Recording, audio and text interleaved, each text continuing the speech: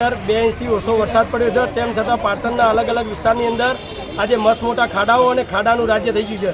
સમાચાર પત્ર હોય, સમાચાર માધ્યમ હોય કે સોશિયલ મીડિયા હોય, એની અંદર પાટણને ખાડા નગરી તરીકે પ્રસ્થાપિત કરી છે. ત્યારે આ ભારતીય જનતા પાર્ટીની નગરપાલિકામાં શાસન છે, ત્યારે અમે આ ભારતીય જનતા પાર્ટીને જે ઊંઘી રહી છે એને જગાડવા માટે આજે ખાડામાં ખાટલા બેઠકનો કાર્યક્રમ કરી અને ભારતીય જનતા પાર્ટીની નગરપાલિકાને જગાડવાનો એક પ્રયત્ન કરે છે.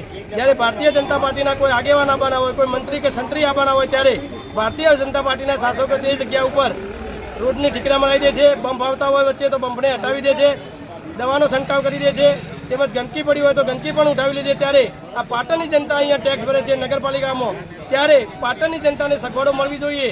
એની જગ્યાએ પાટણની જનતા અત્યારે ખાડામાં પડી રહી છે અને એમના મંત્રીઓની કમર સીધી થઈ રહી છે. ત્યારે આ ખાડામાં ખાટલા બેઠક કરી અને ઊંઘતી નગરપાલિકાને જગાડી અને અમે આ પાટણની જનતાને આરોગ્યમય સારું રહે અને એમની કમર તૂટકી અટકે, તેમજ તેમના વાહનો ખાડામાં પટકાઈને તૂટી રહ્યા છે તેને બચાવવા માટે આજે આશ્ચર્યજનક કાર્યક્રમ આપી અને નગરપાલિકાને જગાડવાનો પ્રયત્ન કરેલ છે.